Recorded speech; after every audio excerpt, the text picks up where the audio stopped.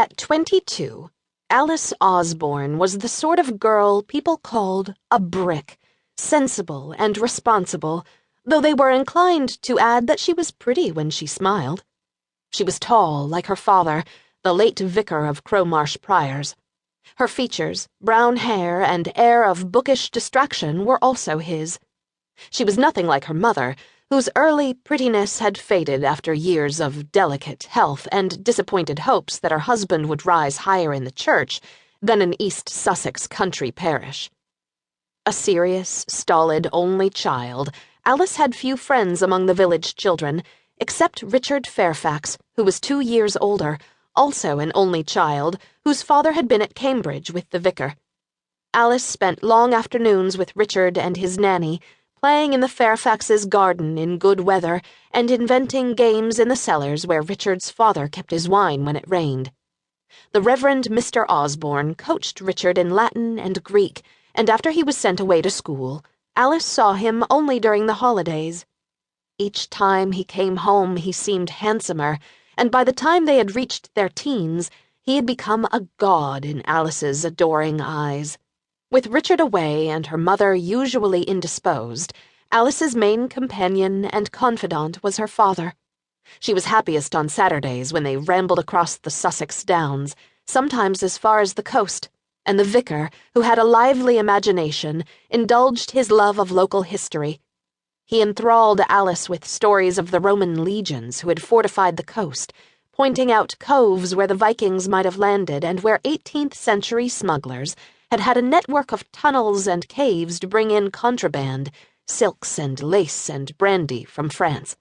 On the way home for tea, one or the other of them would sing the smuggler's song.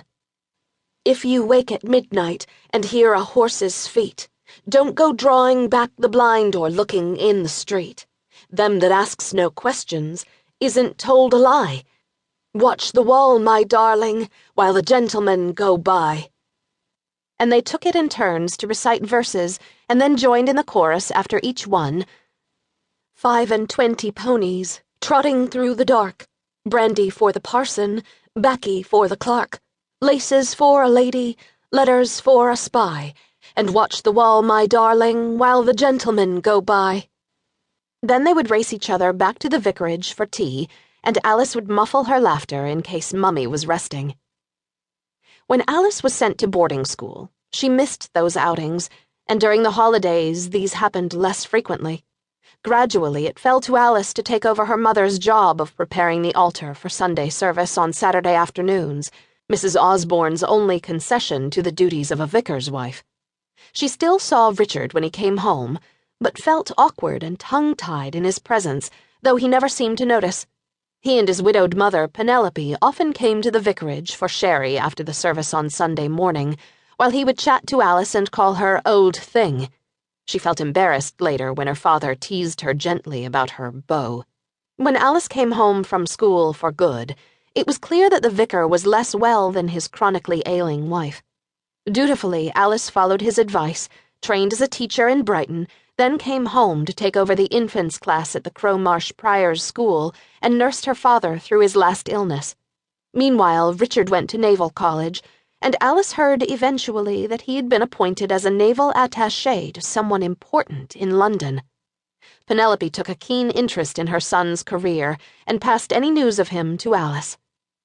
As Richard rose in the Navy, Alice's world shrank.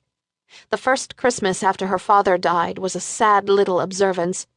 I don't know what your father would have said if we didn't keep Christmas, said Mrs. Osbourne mournfully, pouring the last of the vicar's port for them to drink, with the lopsided Christmas cake Alice had baked. They drank and ate in silence, as the gloomy December evening drew in, the vicar's place at the head of the table painfully empty.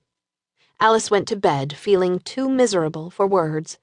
Next morning, Boxing Day, dawned clear, crisp, and bright, and Alice, cheered by the weather, got up with a sense of purpose. As soon as the holidays were over, she and her mother had to vacate the vicarage for its new occupant.